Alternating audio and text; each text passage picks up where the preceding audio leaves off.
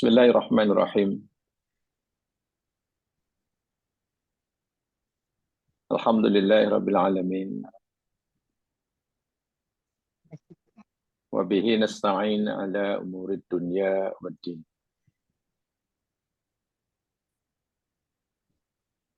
Salatu wassalamu ala asyrafil anbiya wal mursalin.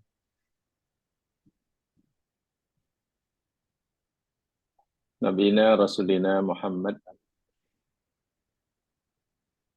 wa ala alihi wa ashabihi wa atba'ihi ila yaumiddin.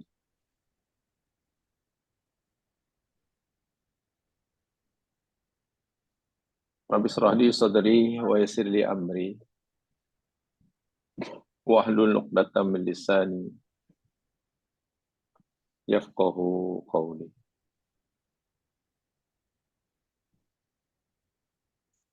Allahumma asbahna ala fitratil Islam wa ala kalimatil haqq wa ala dini nabina Muhammadin sallallahu alaihi wasallam wa ala millati abina Ibrahim hanifan musliman wa ma kana minal musyrikin. Allahumma faqihna fid din wa 'allimna at-ta'wil. Amin ya rabbal alamin.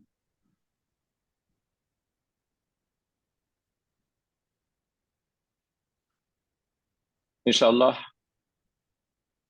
kita teorkan siri kajian kita surah Luqman ayat yang terakhir, ayat yang mengandungi memberitahu pada kita tentang mafatihul ghaib,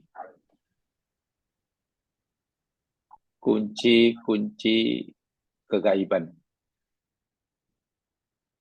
Mafatihul ghaib. Jadi ibarat benda yang gaib ini berada di satu tempat dan tempat itu berkunci. Kuncinya itu hanya Allah sajalah yang memegangnya. Nah, mudahnya begitu. Sehingga tidak mungkin ada selain Allah yang mengetuai perkara gaib itu. Karena untuk masuk ke dalamnya, karena dibuka pintunya, sementara pintunya pula berkunci. Kuncinya pula hanya Allah yang pegang. Itu istilah mafatihul ghaib. Dalam surah Luqman terakhir ada 5. 3 daripadanya telah kita ketahui sama.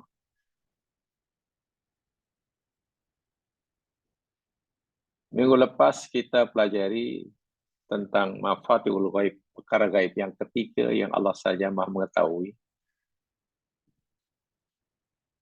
Dan akhir-akhir ini ada semacam usaha walaupun mungkin kita tak tahu disengajakan atau tidak disengajakan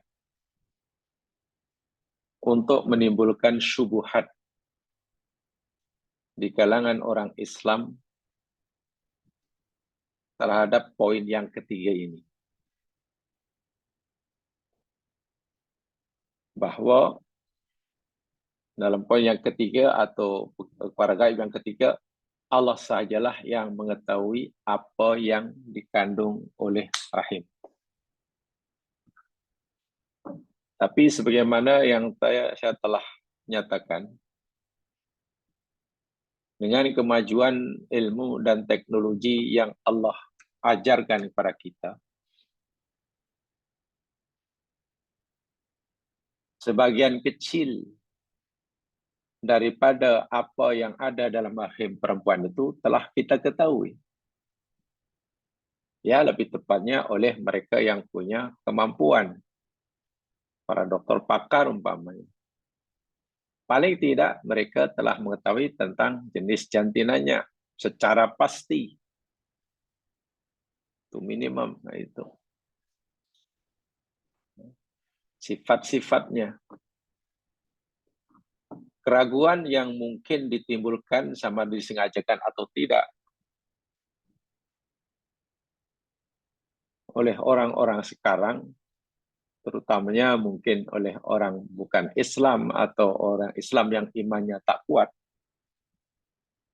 dengan diketahuinya janin yang ada dalam rahim oleh orang sekarang, khasnya oleh dokter yang pakar dalam hal ini. Bukankah ini bermakna poin yang ketiga itu telah terbatal? Karena perkara yang ketiga itu dia kata Allah saja yang tahu. Tapi kenapa sekarang kita pun tahu?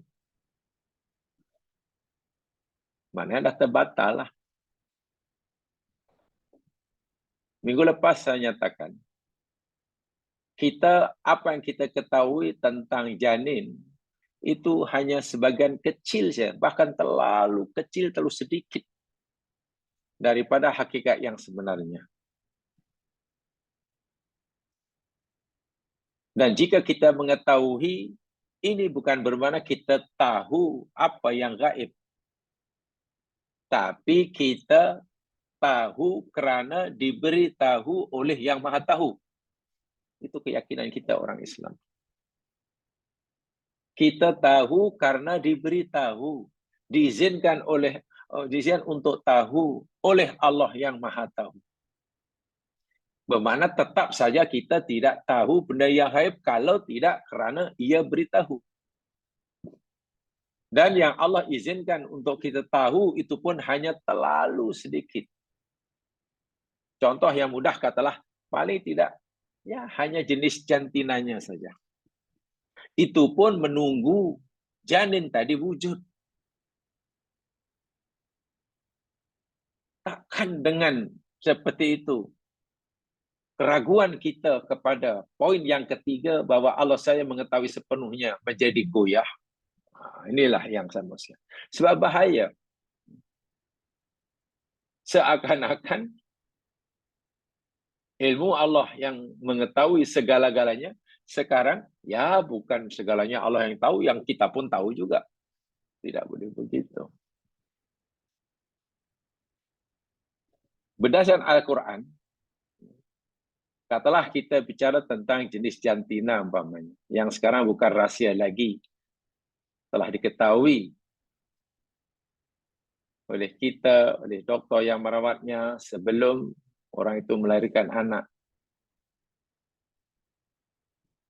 Kita baru tahu setelah jantina tadi terwujud.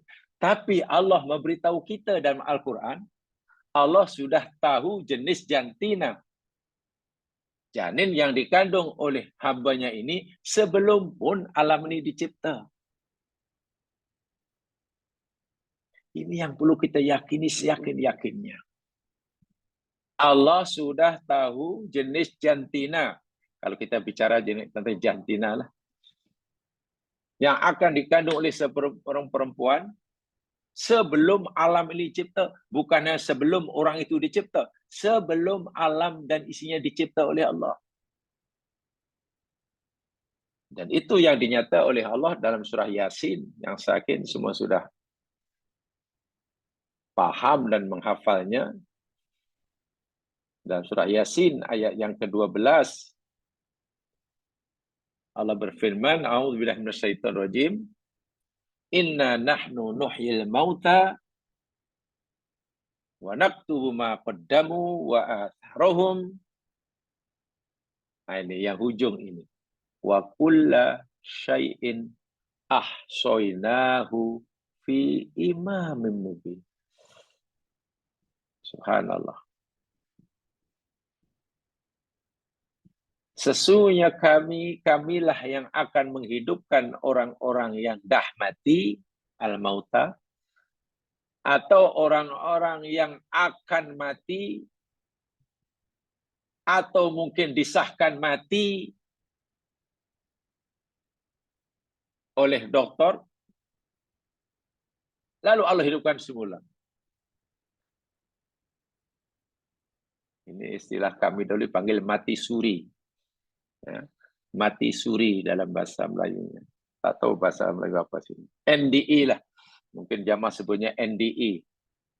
Kami sebut mati suri. NDE. Near Death Experience. Orang disahkan mati oleh doktor, bahkan sudah dibawa, angkut ke bilik jenazah. Rupanya si pasien terus duduk elok jalan umpamanya. Kami yang melakukan, Allah kata. Dan kami akan merekodkan, sentiasa merekodkan, mencatat, menulis apa yang mereka telah lakukan. Telah lakukan. Wa atharuhum, dan kesan bekas daripada perbuatan mereka. Yang kita lakukan, Allah rekodkan. Kalau baik, baik. Kalau tak baik, tak baik. Dan kesannya kemudian hari pun direkodkan juga.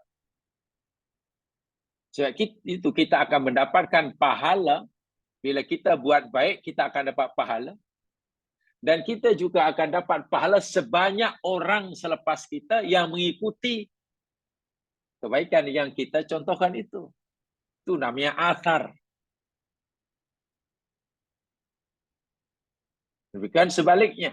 Bila kita melakukan maksiat, buat program yang tak bagus, buat tradisi yang tak elok, kita dapat dosa. Dan kita juga akan mendapatkan dosa, walaupun kita dah mati. Dosa mana?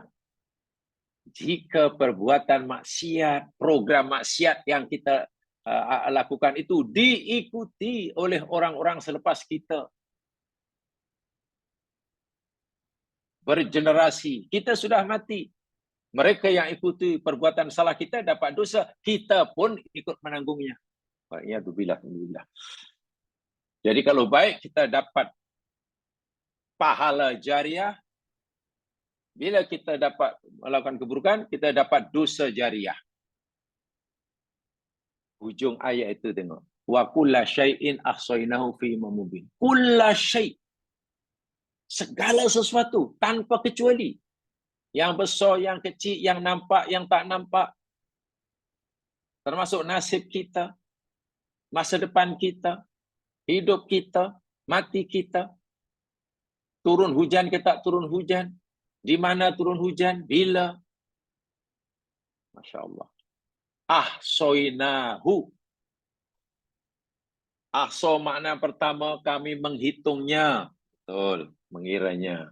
Ahso maknanya kami menjaga, memeliharanya. Ya. Ahso yuksi maknanya kami sentiasa memperhatikannya. Ya. Segala sesuatu telah direkod oleh Allah, dihitung oleh Allah, dijaga oleh Allah. Di mana? Bila? Fi imamin mubin. Bahasa yang mudah difahami, di Lauh Mahfuz. Artinya sebelum Allah cipta segala sesuatu, Allah telah tetapkan apa yang nak dicipta itu. Macam kalau kita lah banyak. Allah takkan kita nanti akan berjantina laki atau perempuan. Berapa lama dalam rahim ibu kita? 6 bulan ke, 7 bulan ke, 9 bulan ke, 11 bulan ke, setahun ke? Bagaimana warna kulit kita? Sifat perangai kita? Ajal kita macam mana nanti? Berkeluarga dengan siapa? Mati bila dan di mana? Semua sudah diketahui. Dan apa yang Allah ketahui itu akan berlaku sesuai dengan apa yang Allah ketahui. Coba kalau kita bicara dari aspek ini, siapa yang tahu kecuali Allah? Dalam hal ini, tak ada siapa yang tahu. Macam mana kita tahu akan nasib kita? Sedangkan kita belum dicipta saat itu. Tapi Allah sudah tahu apa yang berlaku. terhadap hambanya, ciptaannya, jauh sebelum hamba itu dicipta. Satu di antaranya itu sangat kecil sekali itu. Hanya satu daripada sekian juta yang Allah ketahui tentang diri kita. Satu yang dia katalah jenis jantina. Yang sekarang sudah jadi, wah, dokter sudah tahu maknanya. Poin yang ketiga tidak main sudah mulai kurang tepat lagi kalau dikatakan Allah saya mengetahui. Bukan. Bukan. Allah sudah tahu sebelum kita dicipta. Bahkan ketika kemudian Allah beritahu pula yang lebih dekat dengan kita. Pada awal penciptaan kita. Ya. Pada awal penciptaan kita. Allah sudah tahu. Nanti kita ini akan berjantina laki atau perempuan. Tak ada siapa yang tahu. Pada awal penciptaan. Awal penciptaan kita di jamaah sekalian, awal penciptaan secara nyata lah. Yakni pada masa, pada ketikanya, bertembungnya, bercampurnya, spermatozoa ayah kita dengan ovum ibu kita. Pada masa, pada ketika bercampurnya, bertembungnya spermatozoa kita. Ayah kita. Sperm ayah kita. Sperma, manion ayah kita. Dengan ovum ibu kita. Itu awal penciptaan kita. Fisikal kita. Saat itu Allah sudah tahu. Akan jadi perempuankah atau akan jadi lelaki. Allah sudah tahu. Coba ilmu apa, teknologi apa yang kita ada hari ini atau suatu saat. Saat dan ketika sperm lelaki, dalam hal ini suami, bercampur, disatukan oleh Allah dengan ovum istrinya, mampu teknologi kita dapat mengesan. Oh, ini anak nanti jadi lelaki. Oh, ini tidak mungkin. Ketika kita baru berupa nutfah, tidak mungkin. Tapi Allah sudah tahu. Dan Allah beritahu pada kita. Jadi kalau banyak kita tahu sekarang dengan alat, oh anak awak perempuan lagi, itu pengetahuan kita terlambat. Kita sudah sangat terlambat mengetahui. Allah jauh itu sudah tahu. Sehingga apa yang Allah izinkan untuk kita tahu, yakni benda yang sudah sangat terlambat. Ibarat rumah sudah hampir siap, lalu kita diberitahu, itulah rumah. Oh, saya tahu, itu rumah. Begitu ibaratnya. Sudah sangat lambat. Coba perhatikan. Yang terakhir yang agak dekat. Surah Al-Qiyamah. Surah 37. Surah 75 maksudnya. Surah Al-Qiyamah, surah 75, mula ayat 37. Coba perhatikan. Apa yang Allah beritahukan kepada kita dalam ayat ini? Ya, yang Allah beritahukan yakni tentang jenis jantina. Bila Allah memberitahu kita bahwa dia tahu jenis jantina janin itu. Ketika janin itu sudah wujud atau jauh sebelum itu. Kalau dalam surah Yasin tadi, sebelum alam dicipta sudah tahu. Ayat ini yang lebih dekat. Ketika awal permulaan penciptaan kita. Surah 75, mula ayat 37. A'udzubillahi minasyaitonirrajim. Alam yakunu ta'fatan min maniyyin yumna.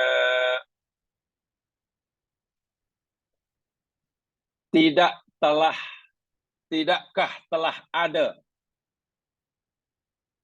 atau bukankah telah ada Manusia itu nutfatan, pernah menjadi nutfah. Nutfah itu campuran gabungan antara spermatozoa lelaki dengan ovum perempuan.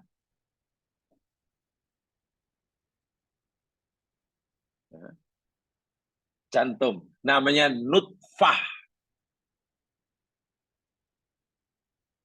Tahulah jamaah mungkin istilahkan apa nutfah. Atau dalam istilah bahasa Arab modernnya nutfah itu yakni zaijud. Zaijud, zygote. Hanya tiba satu sel saja. Membelah menjadi 2. Membelah lagi jadi 4. 4 jadi 8, 8 jadi 16, 16 jadi 32, seterusnya. Hingga jumlah tertentu, kemudian sel-sel tadi, walaupun tidak punya keinginan, ada sel yang tiba membentuk, ingin menjadi sel darah, ingin menjadi sel kulit, sel daging, sel tulang, sel.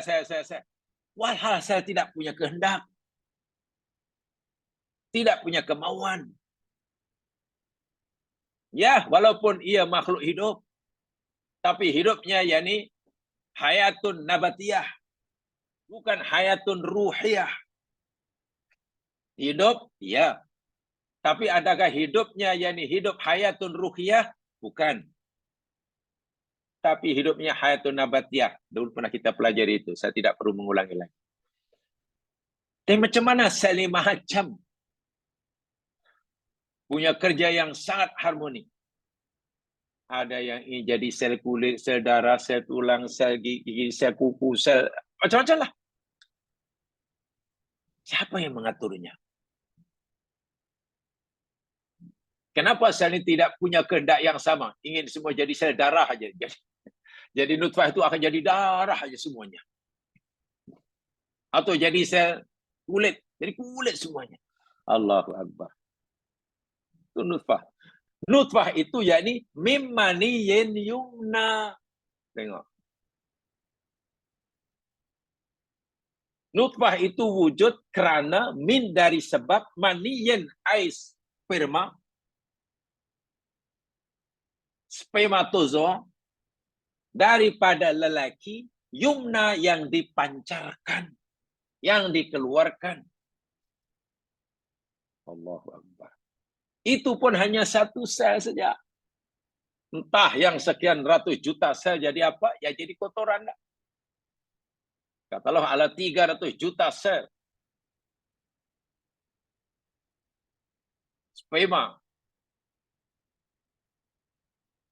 Ketika suami istri mengadakan hubungan suami istri, dipilih satu saja oleh Allah, ditaruh oleh Allah untuk disatukan dengan ovum perempuan. Yang lain mati, yang lain jadi kotoran. Subhanallah. Maniyin yumna. Nutfah. Nutfah dibiarkanlah jadi panjang, bertukar jadi alaqah, jadi mudghah. Itu dalam ayat yang lain. Tsumma kana alaqatan. Tsumma kemudian, maknanya antara nutfah menjadi alaqah itu perlukan masa. Karena itu gunakan tsumma. Ada masa, ada gap masa. Bukan terus.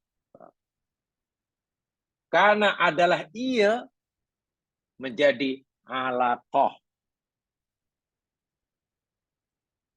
Lekat cantum di dinding rahim. Bagi mendapatkan suplai makanan daripada perempuan yang mengandungnya. Fa khalaqa, lalu Allah menciptakan. Fasawwa, dan Allah sempurnakan ciptaannya. Allah luar biasa. Prosesnya sangat rumit, sangat canggih. Kita hanya mampu memahaminya, proses itu, tapi kita tidak mampu melakukannya. Dokter-dokter mungkin dengan peralatan canggih dapat memonitor, memperhatikan setiap harinya perubahan dalam rahim itu. Dia menakjubkan. mengetahui dan memahami, tapi tidak mampu melakukannya. Karena dalam ini disebutkan yang khalaqa, dia itu dia Allah. Sawa, dia itu dia Allah. Jangankan kita yang ada di luar rahim yang kerjanya memperhatikan. Perempuan yang mandungnya pun tidak dilibatkan oleh Allah. Punya keinginan, tapi keinginan tidak menjadi. Karena yang terjadi, nanti yang wujud, apa yang dikatakan oleh Allah. Faja'ala, Allahu Akbar. Faja'ala, lalu dia Allah jadikan. Dia lagi. Bukan kita. Bukan ibu kita. Minhu, darinya. Ini apa ni? Nya ini kembali pada maniyun yumna. Min maniyin yumna. Minhu, dari air mani. Sperma. Spermatozoa. Az-zawjaini, dua jenis. Az-zawjaini maknanya suami isteri. Dua jenis atau sepasang. Karena dua jenis namanya sepasang. Yang sepasang itu ada az-zakara, jenis jantina lelaki, wal untha, dan jenis jantina perempuan. Tengok, ayat ini Allah beritahu pada kita, paling tidak ada dua yang Allah beritahukan. Pertama, Allah sudah mengetahui bayi itu nanti berkelamin lelaki, berjantan lelaki ataupun perempuan. Dalam ayat ini ya, ketika sperm lelaki bercantum dengan ovum perempuan. Saat itu Allah sudah tahu. Okey, itu pertama. Dan tak ada siapa yang tahu selain Allah. Yang kedua, apa yang Allah beritahukan? Penentu jenis jantina manusia. Penentu jenis jantina anak. Laki ke, perempuan ke, ditentukan oleh sperm lelaki. Oleh mani lelaki, bukan oleh ovum perempuan. Dan itu disahkan oleh ilmu moden hari ini atas kehendak Allah. Kita tahu sperm lelaki, yakni ada kromosom X dan Y. Kromosom sperm lelaki XY. Perempuan hanya XX sahaja. Bila kromosom lelaki yang ada daripada X dan Y jenisnya, lalu yang bercantum dengan kromosom perempuan yang X, perempuan X saja. Katalah Y-nya, Y lelaki cantum. Gabungkan dengan X perempuan. Ya lelaki lah budak itu lahir. Masya Allah. Tapi jika kromosom X lelaki campur dengan X perempuan, ya perempuan lahir. Penentu jantina adalah sperm lelaki. Dan Allah sudah beritahu pada kita, dia telah mengetahui bila ketika saat dan ketikanya, detik ketikanya, sperm lelaki itu bercantum dengan ovum burung. Allah sudah tahu, ini nanti lelaki. Ini Allah beritahukan dalam inilah. Tapi dalam surah Yasin, jauh sebelum alam itu Allah sudah tahu. Jadi tetap saja, walaupun ilmu ini nanti maju semaju-majunya tentang apa saja, tetap saja 5 benda ini Allah saja yang tahu. Itu maksud saya. Saya ingin tekankan karena jangan sampai kemajuan teknologi yang Allah ajarkan kepada kita ini justru malah menggoyahkan keyakinan kita kepada Allah. Bahwa Allah saja yang maha mengetahui. Jangan kita menjadi kurang yakin bahwa Allah yang mengetahui hanya kerana kita sudah tahu. Kalau kita sudah tahu, dan Allah sudah tahu, maknanya bukan Allah saja yang tahu, kita pun tahu. Itu iman kita jadi goyah. Sebenarnya justru akan menambahkan keimanan. Sebenarnya begitu. Karena apa? Yang Allah izinkan untuk kita tahu itu pun juga sudah terlambat. Ibarat di tempat itu dibangun, nak buat bangunan. Dari awal kita tahu. Nampak benda itu? Ada orang ada komplek, kita tak tahu apa ya. Kita tak tahu. Tak tahu sama sekali. Baru tahu selepas jadi rumah baru. Lah, rupanya rumah. I tahu itu rumah. Setelah orang itu pasang gentingnya. Itu bukan pandai. Maknanya kalau kita dah tahu selepas jadi. Selepas jadi. Apa saja. Kita biar lambat diberitahu oleh Allah atau diizinkan oleh untuk tahu di hujungnya. Bukan di awalnya. Allah maksudnya dari awal.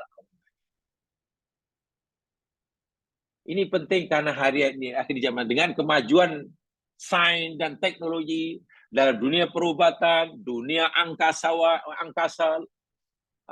dalam dunia astronomi, dalam dunia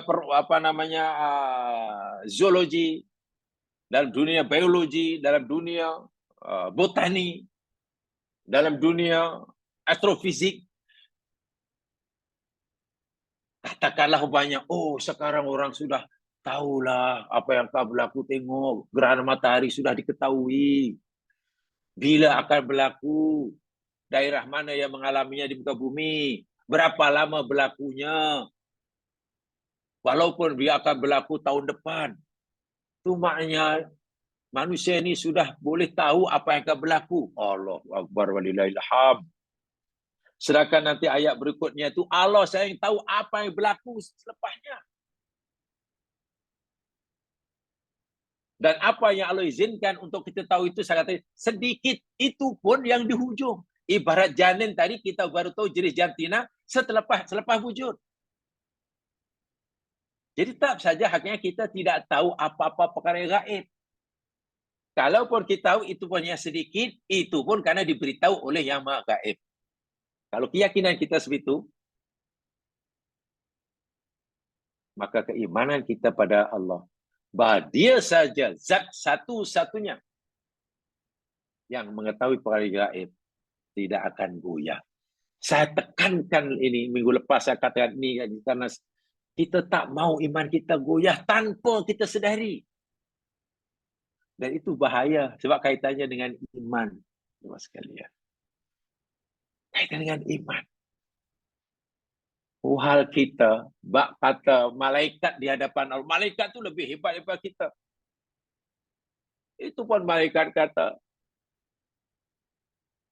Subhanaka la ilma lana illa ma'allamtana.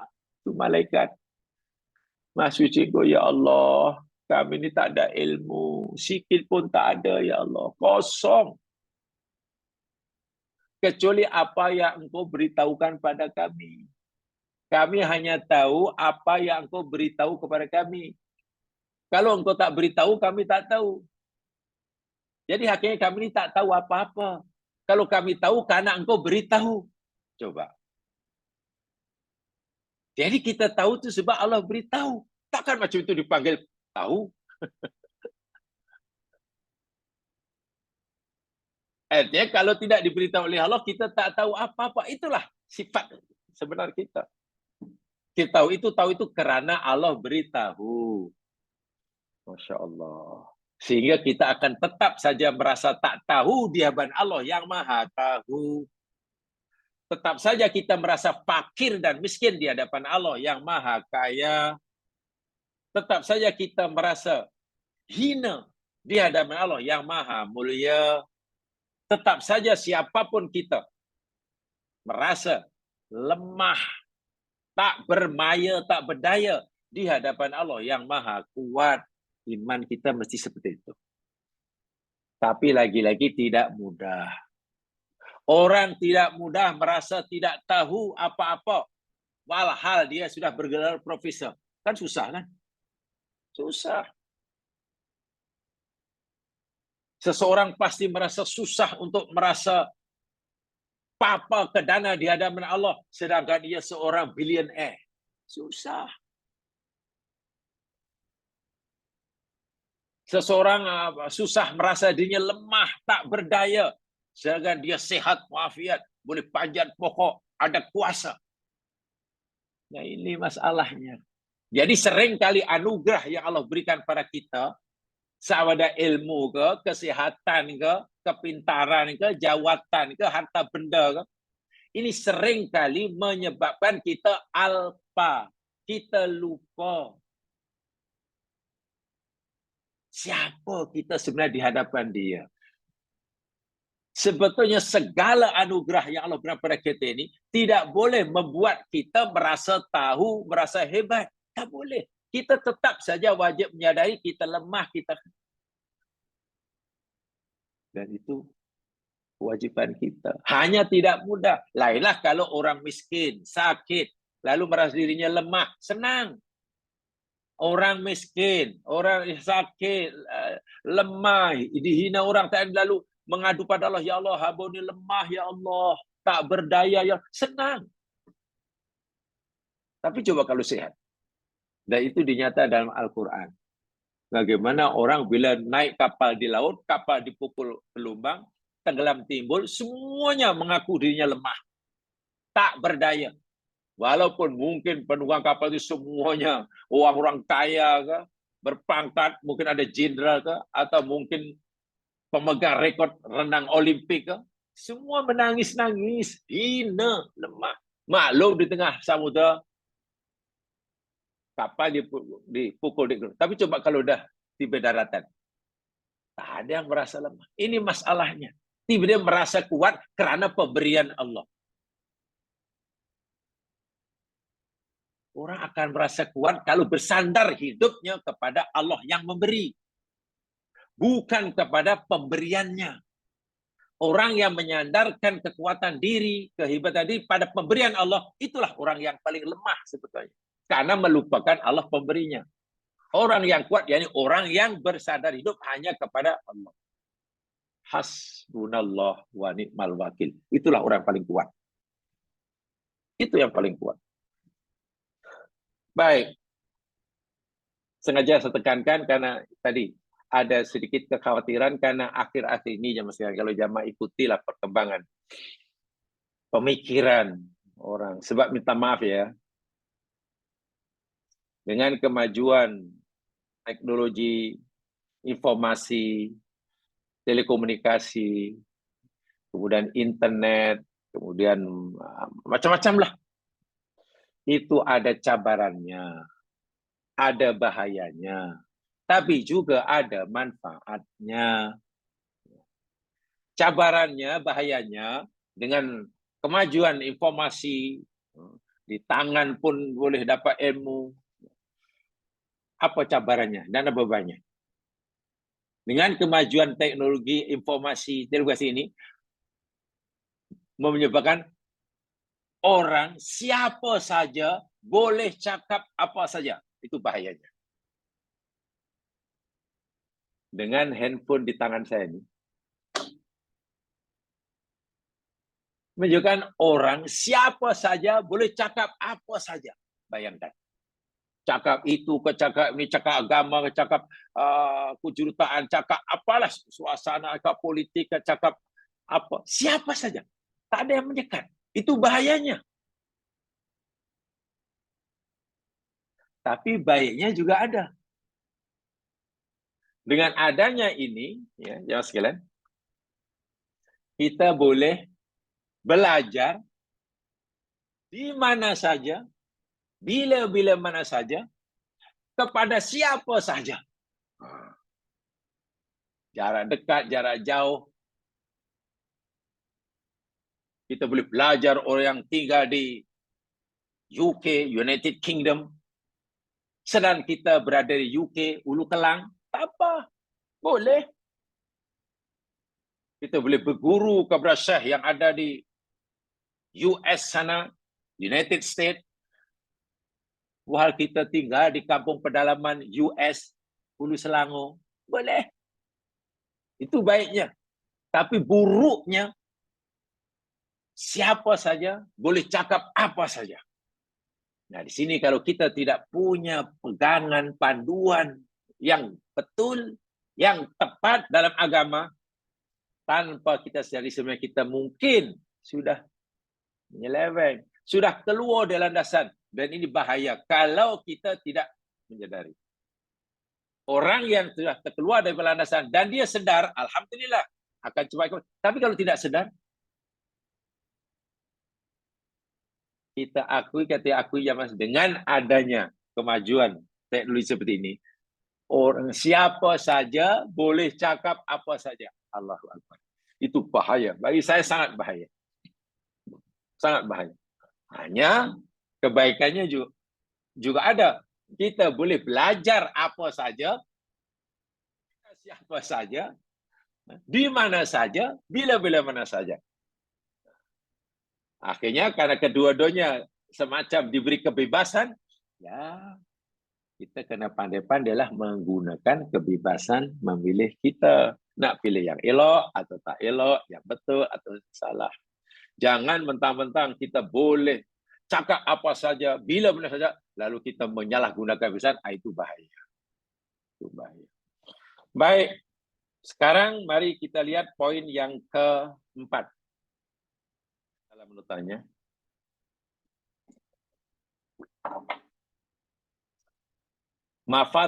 Mafatihul ghaib yang keempat.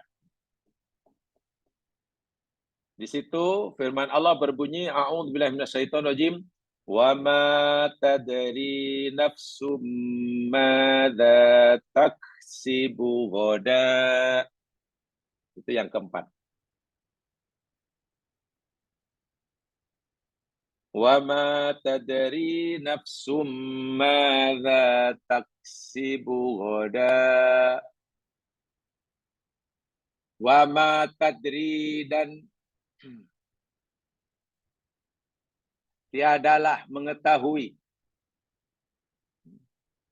Wa ma tadri, dan tiadalah mengetahui. Nafsun, satu diri. Madza, apa yang. Taksibu, yang dia akan usahakan, yang dia akan lakukan. Ghadan, masa hadapan. Ghadan maknanya bukan besok ya. Ghadan maknanya bukan besok, ya esok-esok gitu. Maknanya masa selepas sekarang itu namanya ghadan. Masa selepas sekarang itu ghadan. Petang nanti ghadan, malam nanti ghadan, besok pagi ghadan, besok petang ghadan, minggu depan ghadan. Itu ghadan makna sebenar. Tapi penggunaannya dalam percakapan Arab, ghadan biasa diartikan apa? Besok pagi, tomorrow morning. Tapi itu hanya bahasa percakapan. Tapi kalau bagi bahasa, ghadan itu maknanya masa hadapan. Sekarang pukul 9.50 umpamanya. Pukul 12 itu ghadan. Pukul 10, apa nama 10, ghadan. Petang itu ghadan, malam nanti ghadan, besok pagi ghadan, minggu depan ghadan, bulan depan pun ghadan. Ghadan itu masa hadapan. Zamanul mustaqbal, itu mana ghadan? Masa tertentu esok pagi saja. Maknanya Khamis besok pagi, bukan. Paham ya? Tuh. Poin yang keempat, yang Allah ketahui apa, yang Allah saja tahu, yang lain tak ada yang tahu, dan Allah tak akan beritahu. Tidak ada seorang pun nafsun mengetahui, tahu apa yang akan dia lakukan, apa yang akan dia usahakan pada masa hadapan. Allahu Akbar. Manusia seperti kita akan terus bekerja, beramal, berbuat. Sama ada kita beramal, bekerja untuk kepentingan kita hidup di sini, atau untuk kepentingan kita untuk bekalan nanti di akhirat. Jadi makna ayat ini, sama ada kita melakukan perbuatan yang baik bagi memenuhi keperluan hidup kita sekarang ini, ataupun kita melakukan perkara-perkara taklifi, bebanan, perintah dan larangan, patuhi perintah larangan, untuk kita jadikan bekalan di akhirat. Dan kita tidak tahu nasib kita Nanti pukul 12 macam mana? Apa yang berlaku pada diri kita pukul 12 nanti, petang nanti, malam nanti, besok pagi, berdua, tak tahu. Paling tinggi, kita hanya boleh kata, apa? Nanti pukul 4, saya akan pergi rumah awak ya. Paling tinggi kita hanya kata begitulah. Pertanyaan, adakah kita mampu memastikan yang pukul 4 nanti kita akan pergi ke rumah kawan tadi? Ini kita tak tahu. Yang tahu hanya Allah. Jangan kita merasa tahu yang kita pasti jumpa kawan kita petang nanti pukul 4. Petangnya okey, kemudian saya pun free dan apa, okey, cuba saya tunggu. Saya tunggu. Walhal untuk memastikan kita boleh jumpa kawan kita pukul 4 nanti, terlalu banyak faktor-faktor yang perlu kita penuhi dahulu. Yang pertama, faktor umur. Kita mesti punya kemampuan untuk memastikan yang umur kita masih berpanjangan hingga umur 4 petang nanti. Itu yang pertama. Yang kedua, kita juga mesti punya kemampuan untuk memastikan umur kawan yang kita jumpai nanti berpanjangan masih ada hingga pukul 4. Ustaz. Pertanyaannya, adakah kita ada kemampuan untuk memastikan yang umur kita berpanjang hingga pukul 4? Tak ada. Itu faktor pertama sudah tak ada. Yang kedua, walaupun katalah kita ditakdir umur kita perpanjangan dan kita umpamanya hingga pukul 4. Bila ketika nak keluar rumah, kita sakit. Kita jatuh dari tangga. Atau ketika dah keluar dah pakai baju, keluar nak masuk kereta. Tutup pintu, tersepit jari kita. Tertinggal sebagian jari kita kat situ. Apa kita jadi pergi? Kita pasti akan jumpa doktor. Lalu telefon, minta maaf, sorry lah, saya tak boleh pergi. Saya sebenarnya dah nak masuk kereta, tapi saya ada aksiden, jari saya terputus, tak jadi. Pertanyaan, mampu kita memastikan yang kita selamat hingga pukul petang? Dan kita mampu kita memastikan kawan kita selamat hingga pukul petang? Okey, kita selamat petang, kita start kereta. Mampu kita memastikan bahawa dalam perjalanan dari rumah kita ke kawan kita, kereta kita tak rusak? Tak mampu. Mana jaminan? Kita mampu beri jaminan. Ataupun kalau kita tak rusak, mampu kita pastikan jalan kita lalui ini elok. Tidak jam. Tidak berlaku aksiden. Tidak berlaku tanah runtuh. Mana tahu jalan tiba-tiba tanah itu terputus. Tanah gempur. Ringkas kata, beratus faktor. Perkara yang perlu kita pastikan ada untuk membolehkan kita jumpa kawan 4 petang. Dan semua faktor-faktor tadi di luar kekuasaan kita. Di luar kemampuan kita. Tapi Allah sudah tahu, habaku ini nanti petang ini, umur sekian, akhir ini. Itu ada di ilmu Allah. Saya itu kita tidak boleh kata, ya nanti petang.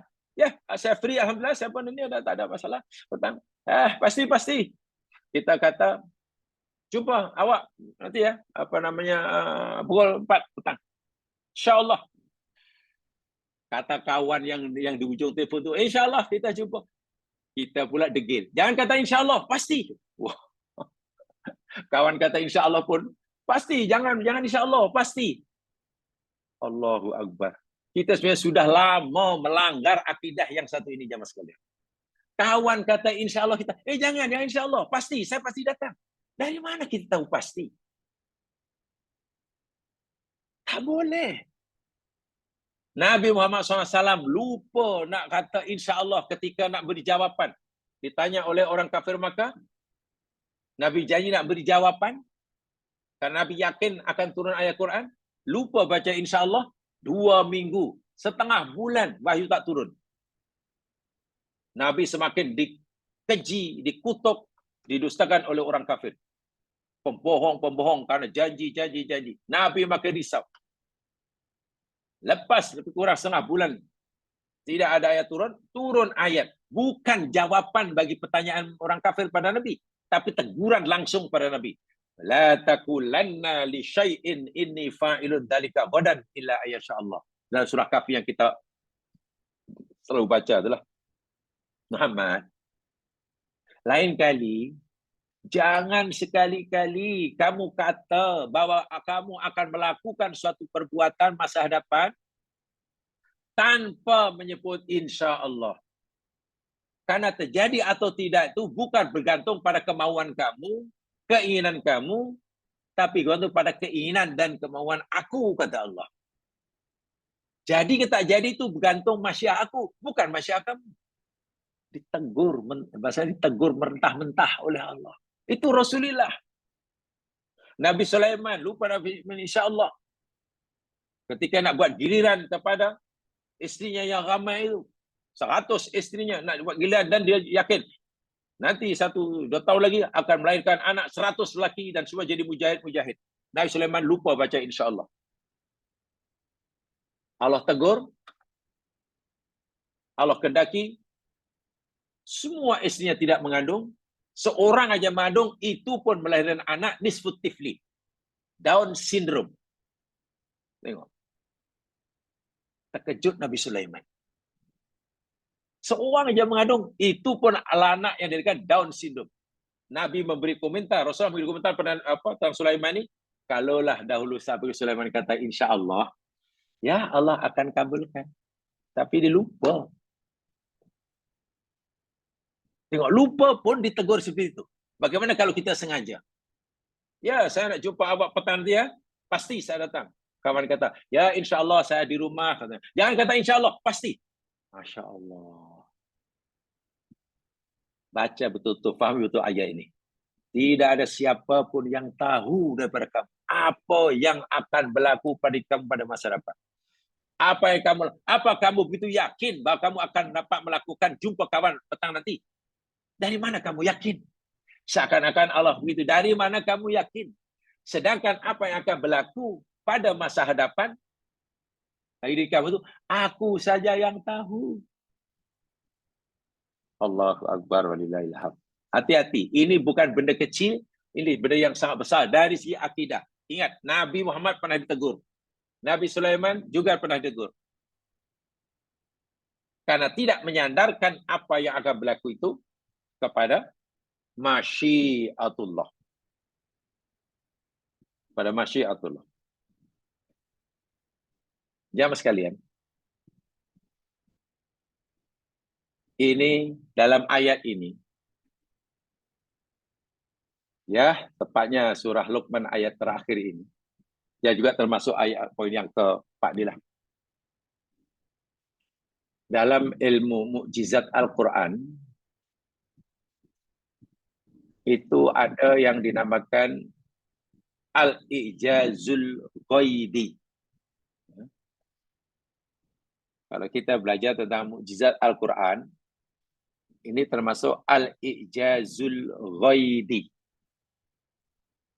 Kemukjizatan Al-Quran berkaitan dengan perkara-perkara yang gaib. Apa itu ijazul ghaibi? Ikhbarun ma ghaba 'anil Nabi sallallahu alaihi wasallam wa qaumi mimma lam yashaduhu min hawadits waqa'at aw lam yahdur waqaha yakunu ala ilmin bitafasiliha.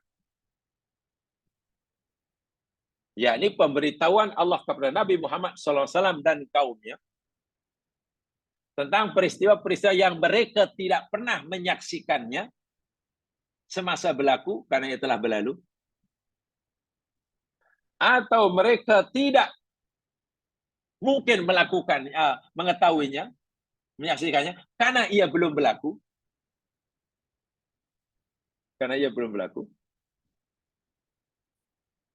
Sama ada yang telah berlaku, namanya ghaibul madhi, atau yang akan berlaku, contohnya ini namanya ghaibul mustaqbal, atau yang sedang berlaku tapi Nabi tak tahu, kita pun tak tahu, yang tahu hanya Allah. Namanya ghaibul hadir. Perkara gaib yang diketahui oleh Allah dalam bab Ijazul Ghaib ini ada 3. Sama ada perkara gaib itu kerana telah berlaku, kita belum wujud, dia dah berlaku. Kita tak tahu lah. Baru tahu karena setelah Allah beritahu. Itu namanya ghaibul madhi. Ada atau ghaibul mustaqbal. Perkara para gaib yang belum berlaku. Tidak mungkin kita tahu karena belum berlaku. Tapi Allah telah memberitahu kepada kita apa yang akan berlaku. Dan ia akan berlaku sesuai dengan apa yang Allah beritahukan pada kita. Kita pun yakin bahawa benda itu akan berlaku. Walaupun kita belum menyaksikannya. Nah, ini namanya ghaibul mustaqbal. Dan ada perkara yang sedang berlaku sebenarnya. Kita sudah hidup, perkara itu sudah berlaku, perkara itu sedang berlaku, tapi kita tak tahu. Tak tahu. Baru tahu selepas Allah beritahu. Ini namanya ghaibul hadir.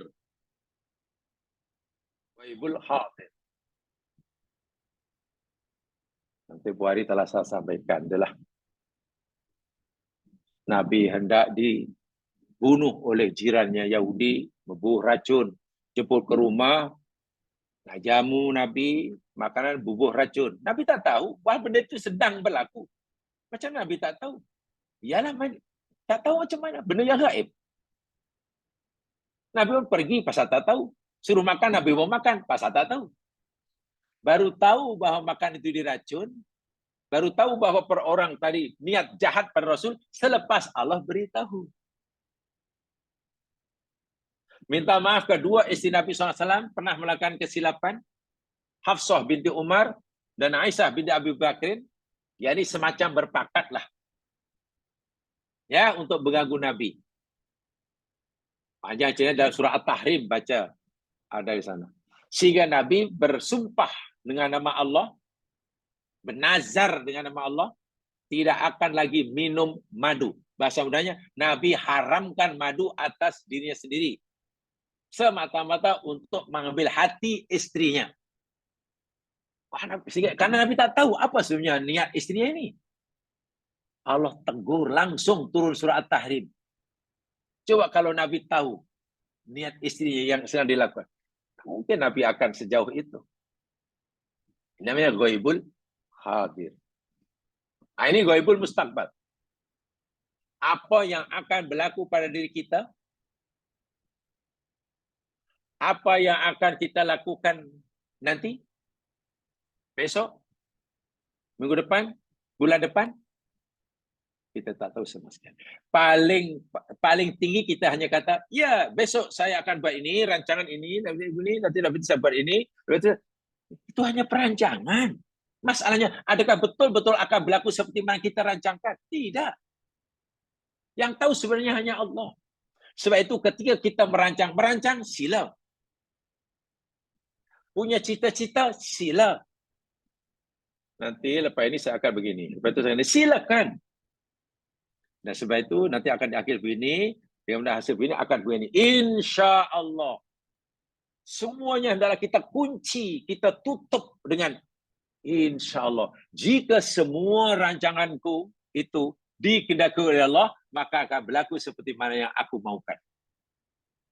Tapi aku tak tahu sama sekali apa yang Allah kehendaki terhadap rancanganku ini. Jangan-jangan Allah punya rancangan kehendak lain terhadap rancanganku. Sehingga Allah gagalkan 100%. Atau mungkin Allah hanya jayakan 30%. Saya tak tahu. Karena kita sudah menyandarkan kejayaan apa yang kita usahakan ini kepada masyiah Allah. Bila nanti kita berjaya seperti mana kita harapkan, pasti kita akan segera syukur. Syukur karena Allah menghendaki rancangan kita berlaku seperti yang kita maukan. Kita syukur, bukan membanggakan. Bukan merasa diri kita mampu. Kejayaan itu kerana kehendak Allah, bukan karena kita mampu. Itu akhirnya kita syukur penuh dengan tawadhu. Dan bila gagal, kita pun tidak kecewa. Tidak kecewa karena kita dari awal sudah sedar segala-galanya itu berlaku atas masyiah Allah. Jika Allah kendaki, lakulah, terjadilah. Bila tidak, tidak. So awal-awal kita sudah sedarkan fikiran kita, sudah kita yakinkan hati kita, semuanya terulang. Sebab itu bila gagal pun tetap senyum. Kenapa? Karena dia dari awal sudah merasa tidak punya kemampuan untuk mewujudkan cita-citanya tanpa kehendak Allah. Orang yang dari awal-awal merasa tidak punya kemampuan sedikit pun untuk mewujudkan rancangannya, sebenarnya semata-mata itu akan berlaku, terjadi kehendak Allah semata-mata. Jika ia gagal, ya pasti tidak sedih. Karena dari awal-awal dia sudah tahu dia tidak punya kemampuan sedikit pun. Hanya punya pilihan atau diberi izin untuk merancang. Tapi kenapa ramai orang sedih bila gagal? Dia sedih itu karena kesalahan dia. Dari mula dia sudah merasa punya kemampuan. Saya mesti buat ini, saya mesti ini, saya mesti ini. Maka dia pasti akan menjadi seperti ini. Bila tidak jadi seperti yang dirancangkan, pasti kecewa. Karena dia merasa punya kemampuan. Saya tak kata dia punya kemampuan. Dia merasa punya kuasa. Itu masalahnya. Sedangkan yang punya kun fayakun itu hanya Allah. Apa dia punya kun fayakun? Ini memang agak dalam sikit yang ini dari segi akidah ya. Sebab ayat ini penting sekali. Kalau dihayati, tak ada orang kecewa dalam hidup ini. Bila berjaya pun tidak akan sombong. Bila gagal pun tidak akan kecewa. Karena semua yang akan berlaku pada kita itu, yakni Allah yang tahu dan berlaku atas masyiah dia. Keizinan Allah buat kita hanya disuruh merancang sesuai dengan syariatnya. Mungkin ada yang bertanya, bila kita sudah berusaha dengan syariat Allah, tapi Allah tidak jayakan usaha kita, apakah ini bermakna sia-sia? Sama sekali tidak sia-sia. Kita melakukan usaha sesuai dengan Allah itu namanya ibadah. Ada pahalanya sebagai amal soleh. Walaupun yang kita cita-citakan, Allah tak kabulkan. Tak jadi masalah. Tak jadi masalah. Orang sakit, berubat. Karena Allah suruh berubat, berusaha berubat. Lillahi ta'ala. Tidak menyalahi syarat. Merasa dirinya lemah, mohon kasih sayang Allah. Tapi tak sembuh juga. Apakah gagal? Sia-sia. Kos bukan sedikit lagi yang telah dikeluarkan. Tidak sia-sia, ia ibadah, dapat pahala. Setelah bila ia diberikan kesembuhan, ya dia akan bersyukur. Karena kesembuhan itu 100% karena kehendak Allah. Asbabnya hanya ikhtiar kita, hanya asbab. Musabibnya, penyebab utamanya masyiah Allah. Beza ya. Ikhtiar kita berubah itu hanya asbab. Sementara musabib, penyebab utama kita sehat, itu masyiah Allah. Sedangkan masyiah Allah, kehendak Allah itu bersifat bebas dan istiqlal. Tidak dipengaruhi oleh sesiapa. Yaitu ada orang berusaha betul tapi tidak berjaya. Ada yang nampaknya tidak berusaha, malah berjaya. Ya, karena asbab Allah, kehendak Allah itu bersifat mutlak. Bila berubah tapi tak berjaya juga sembuh, ya dia tidak kecewa. Karena dari awal sudah tahu, dia hanya melakukan asbab. Penyebab utamanya masya Allah, dan Allah tidak kehendaki. Ya patutlah kita tak berjaya karena dari awal kita sudah merasa tak punya daya dan upaya untuk mewujudkan cita-cita. Kesana itu larinya. Kalau kita fahami ayat ini. Ya, ayat ini. Baik. Sekarang saya nak bagi satu contoh. bahwa Allah sahaja yang Maha mengetahui apa yang akan berlaku bagi diri seseorang. Mulai saat ini hingga seterusnya, bahkan hingga matinya, bahkan hingga akhirat. Dan kita tidak tahu sama sekali. Kalau kita tahu pun karena Allah beritahu. Kalau kita tahu pun karena Allah beritahu, bukan kita tahu. Contoh, mari kita buka surah Al-Lahab. Ya, Mas Kian, lihat surah Al-Lahab.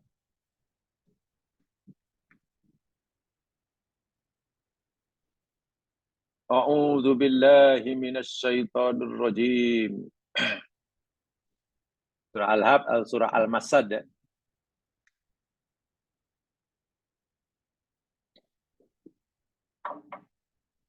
Tabbat yada abi lahabi wa tab. Ma aghna anhu maluhu wa ma kasab. Sayasla naran dhata lahab. Wa imra'atuhu hammalatal hatab. Fi jidiha hablum mim masad. Tabbat, telah celaka, telah binasa, telah sia-sia, telah hancur lebur. Yada Abi Lahab, kedua tangan Abu Lahab, sia-sia, hancur, celaka. Watabba, dan benar-benar akan celaka, akan merugi, akan binasa.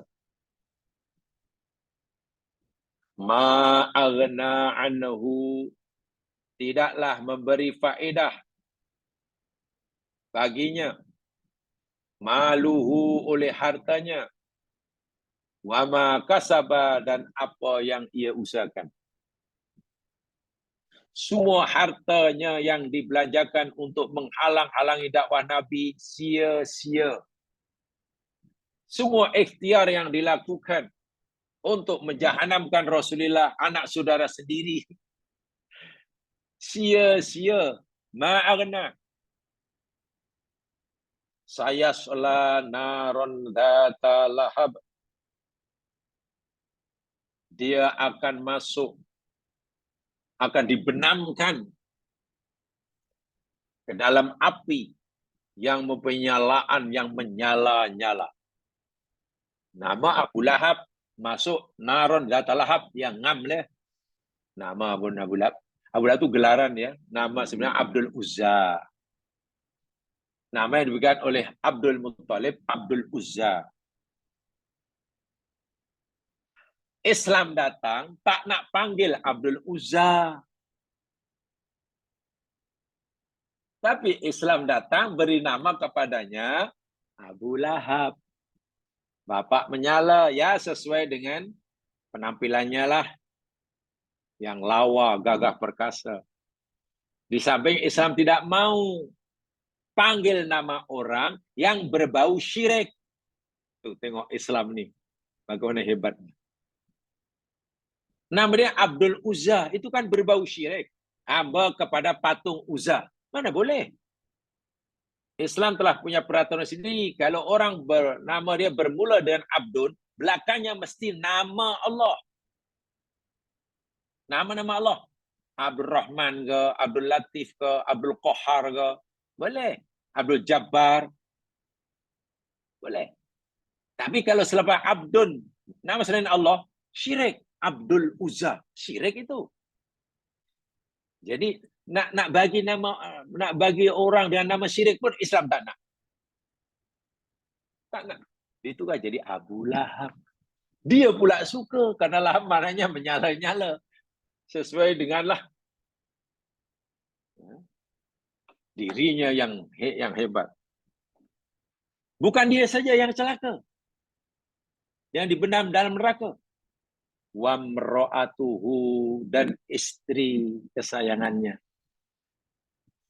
Nama gelarannya Ummu Jamil. Allahu Akbar. Istri Ummu Jamil, suami Abu Lahab. Memang pasangan luar biasa ini. Tapi keduanya menjadi penghuni neraka. Istrinya yang di dunia kerjanya hammalatal hatab. Perempuan yang banyak dan berulang kali memikul, membawa, memanggul, mengusung kayu api.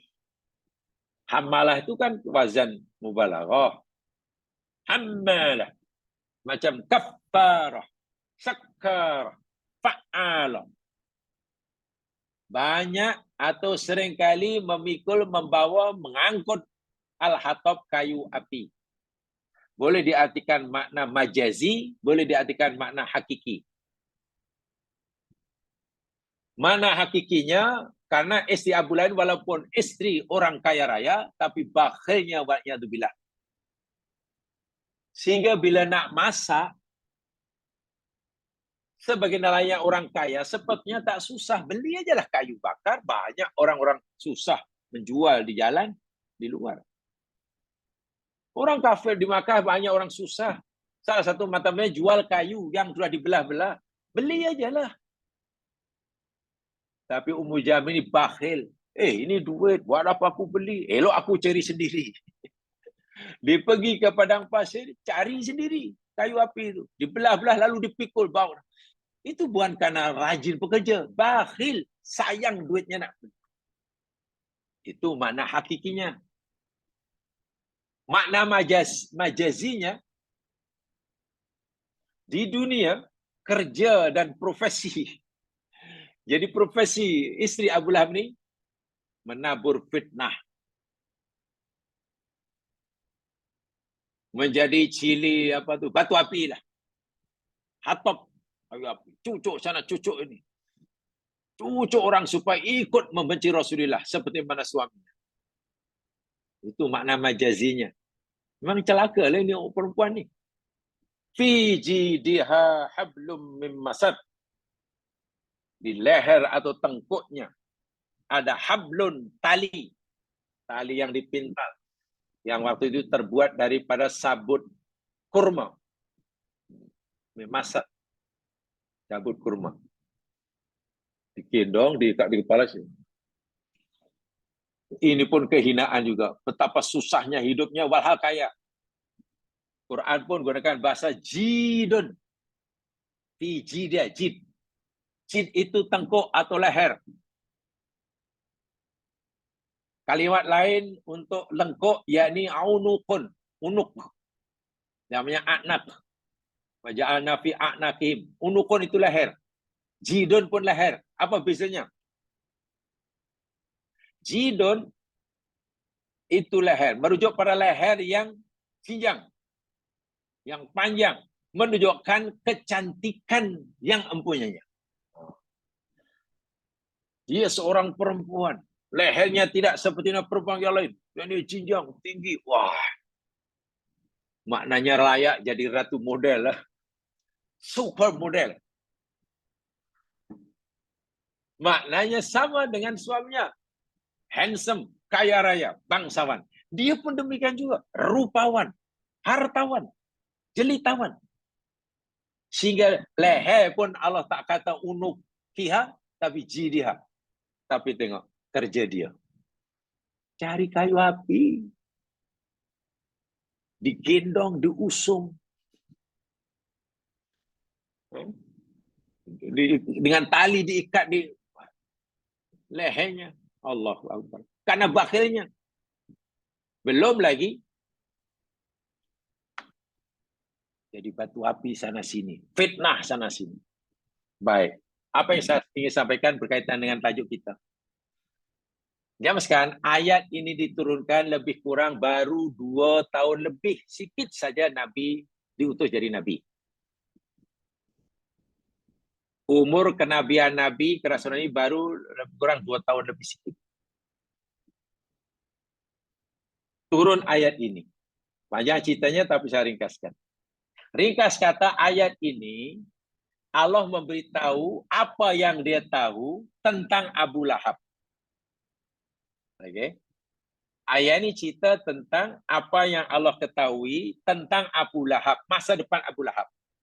Ringkas kata, kalau dengan bahasa mudah lah, Allah beritahu begini, wahai Muhammad dan orang-orang Islam, aku tahu bagaimana masa depan Abu Lahab. Masa depan Abu Lahab ini, dia tetap kufur kepada Nabiku. Dia terus-menerus berusaha untuk menjahanam Nabiku, menyakiti Nabiku. Tapi semuanya itu sia-sia. Istrinya pun tak kalah kurangnya lah, jahatnya kepada Nabiku.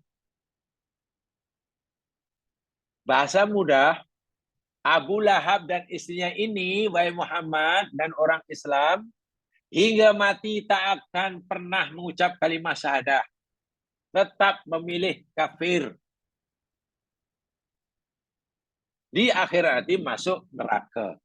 Itu yang Allah ketahui. Allah tahu masa depan Abu Bakar ini, Abu Lahab ini, sebagai orang kafir di dunia hingga mati tak pernah mengucap kalimat syahadah, di akhirat masuk neraka. Ini Allah tahu. Dan Allah beritahu kepada kita. Pertanyaannya, Abu Lahab diberitahu oleh Allah tentang masa depannya yang dia tetap kafir hingga mati dan masuk neraka. Waktu itu Islam baru 2 tahun lebih umurnya. Dan Abu Lahab mati, jamaah sekalian. Abu Lahab ini matinya ketika berlaku perang Badar. Perang Badar. Walaupun dia tidak termasuk, tidak menyertai tentara kafir di medan Badar. Tapi matinya tahun berlakunya perang Badar. Perang Badar itu berlaku, kita tahu, tahun 2 Hijriah. Mana jarak masa antara turunnya ayat ini, pemberitahuan ayat ini tentang masa depan Abu Lahab, dengan kematiannya, berbelas tahun, lebih kurang 12-13 tahun. Bayangkan, kan dimakan Nabi 13 tahun. Tolak 2, tinggal 11 leh. Pindah ke Madinah, 2 tahun baru perang Badar. Abu Lahab mati. Ya 13 tahun lah lebih kurang. Pertanyaannya, selama 13 tahun, Abu Lahab diberitahu oleh Allah, Abu Lahab, kamu sampai mati tak akan menjadi orang mukmin. Sampai mati kamu tak akan baca syahadah. Mati nanti hidup kamu kafir, mati pun kafir, di akhirat masuk jahanam. Itu diberitahu. Abu Lahab tidak percaya kepada berita ini. Nabi Abu Lahab mengatakan Nabi ini berdusta, berbohong. Muhammad ini merepek lah, meramal pandai-pandai. Dia itu peramal. Pertanyaannya jauh sekalian. Kalau Abu Lahab ini bijak, orang yang bijaksana, betul-betul ingin membuktikan bahwa apa yang disampaikan oleh Nabi ini bohong, ramalan bohong, senang aja. Senang aja. Dia ada masa 13 tahun, 1 dekad lebih. Cara macamnya cukup senang. Naik ajalah ke Kaabah, panjat itu Kaabah. Apalagi Kaabah waktu masih di bawah kuasaannya. Kalau bahasa sekarang, Abu Lahab ini menteri dalam negeri, jamaah sekalian. Ya, lebih kurang begitu loh, kuasa penuh. Menteri dalam negeri apa? Boleh panjat Kaabah, panggil semua orang kafir Makkah. Wahai orang-orang kafir Makkah, ketahuilah, diriku telah diramal oleh Muhammad bahwa aku ini hidup kafir, mati pun kafir, dan masuk neraka. Aku nak buktikan kepada kamu bahwa Muhammad itu pembohong. Ramalannya salah. Dia penipu. Sekarang aku nak buktikan, saksikan oleh kamu hari ini, Aku bersaksi asyhadu alla ilaha illallah wa asyhadu anna Muhammadar Rasulullah. Aku bersaksi bahwasanya tiada Tuhan yang berhak disembah melainkan Allah. Dan aku bersaksi bahwa Muhammad itu adalah utusan Allah. Jika Abu Lahab kata begitu sekali ya di hadapan orang kafir Quraisy, maknanya ayat ini pasti akan dikatakan oleh orang kafir Makkah, ini ayat bohong nih. Ramalan Muhammad bohong 100%. Dia kata Abu Lahab akan tetap kafir, tapi sekarang tengok, dah jadi Muslim. Mungkin orang Islam yang baru masuk Islam, yang imannya belum kuat pun mungkin sudah mulai meragui. Macam mana itu ya? Hari itu kata Abu Lahab ni kafir.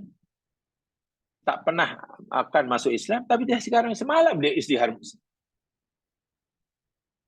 Betul kan? Kalau Abu Lahab ni bijak, kenapa tak melakukan tindakan itu? Walhal dia fasih berbahasa Arab. Bukan nak menyebut kalimah syahadah tak boleh. Dia lancar, dia orang Arab. Tapi kenapa selama lebih kurang 13 tahun Abu Lahab tidak pernah terfikir untuk memilih mengucapkan kalimah syahadah bagi membuktikan bahawa apa yang dikatakan oleh Nabi Muhammad dalam surah ini bohong. Kalau dia betul-betul lah tidak meyakini Muhammad.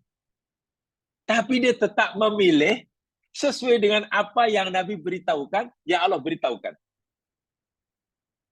Tengok. Apa sebetulnya yang Allah beritahu pada? Inilah ma'ijaz ghaibi. Allah sudah kata dan Allah kata, aku tahu. Abu Lahab ini sepanjang hidupnya kafir. Mati kafir, nanti dia akan masuk neraka. Dan tidak akan mengucap kalimah syahadah walaupun sekali. Itu Allah tahu. Walaupun Allah tetap memberi pilihan kepada Abu Lahab untuk memilih. Sama ada memilih jadi orang kafir atau orang Islam. Tapi Abu Lahab tetap memilih kafir. Sebagaimana yang Allah ketahui. Wah, dia boleh memilih jadi orang mukmin. Pertanyaannya, kenapa Abu Lahab tidak boleh jadi orang mukmin untuk mendustakan ayat ini? Tahu tak di sini dia masukkan rahsia. Walatad binasum madza taksibuhudan tu. Jadi Allah sudah tahu apa yang akan dipilih oleh Abu Lahab sebelum Abu Lahab memilih. Walhal saya ulangi, Abu Lahab kalau nak menjadi orang mukmin pun tak ada orang menghalang. Bahkan Nabi terus alu-alukan. Wahai Pak Cik, bacalah syahadah. Pak Cik, akuilah. InsyaAllah. Nabi dakwah terus. Tak nak. Kau ni pembohong. Lalu Nabi kata, kalau aku pembohong, kalau itu aku beritahulah Pak Cik, engkau ni maknanya sampai kiamat, sampai mati tak akan kafir. Engkau ni bohong. Dia sendiri yang membenarkan. Ini, jamaah sekalian, kalau kita mengetahui lah, memahami betul lah ayat seperti ini, yang ada sebalik, namanya ijaz ghaibi. Lainlah kalau orang ini, jamaah sekalian, kata Abu Lahab, hanya punya masa 1 minit sebelum mati, atau setengah minit, 30 saat sebelum mati, Allah turunkan ayat ini. Ya, mungkin kita, memanglah waktu Abu Lahab tinggal 30 saat. Habis ini disampaikan baru 15 saat. Memanglah. Lah minit Allah beritahu betul lah. Ini tidak. Abu Lahab punya peluang untuk mendustakan ayat ini kalau dia mampu. Kalau dia mampu lah. Baca syahadah saja. Selama 13 tahun. Ini luar biasa. Luar biasa. Jadi orang yang di depan matanya ada pilihan untuk mendustakan firman Allah pun tak mampu mendustakannya. Jadi macam mana kita boleh tahu pasti, esok saya akan begini, esok pasti begini, nanti akan begini. Subhanallah. Wa ma tadri nafsun madza taksibu ghadan. Itu contoh ya Mas sekalian, contoh pertama. Ini agak panjang penjelasannya, yang poin yang keempat ya Mas sekalian. Supaya kita benar-benar mendapatkan manfaat banyak daripada yang kita kaji. Sebab ini kajian ya. Jadi kajian saya sebenarnya usaha untuk menjelaskannya semampu saya. Bukan hanya tafsir luaran. Tafsir luaran ya kita sebut 5 itu dalam setengah jam selesai lah. Belajar tafsir setengah jam, Allah mengetahui yang 5 itu Allah yang tahu tuan-tuan. Kita wajib yakin, tak boleh ragu. Ya sudah itu aja. Itu kita tidak akan kaji seperti itu. Itu sebagai mukadimah bagi penjelasan poin keempat ini. Masih banyak yang belum kita pelajari. Nanti kaitannya dengan itulah, minta maaf ya. Sehingga kenapa dalam Islami meramal nasib orang, percaya itu, percaya ini, itu hukumnya syirik. Ya karena bertentangan dengan ayat ini. Bertentangan dengan ayat ini. Wah, surah Al-Hab sudah hafal sungguh. Kadang masih ada yang percaya tentang ramalan itu, ramalan ini, tenung itu, tenung ini. Feng shui itu, feng shui ini. Allahu Akbar. Jadi kaitannya dengan akidah. Itu jemaah sekalian yang saya sempat sampaikan.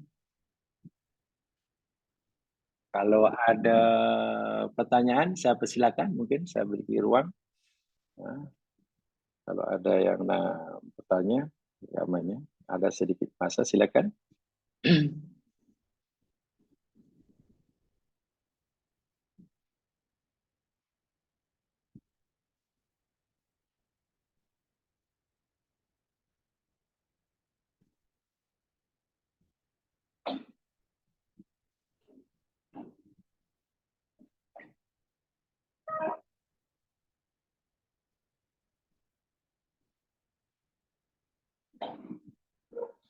Oke, kalau tidak ada, mari kita membaca Al-Fatihah dan surah Wal-Asr.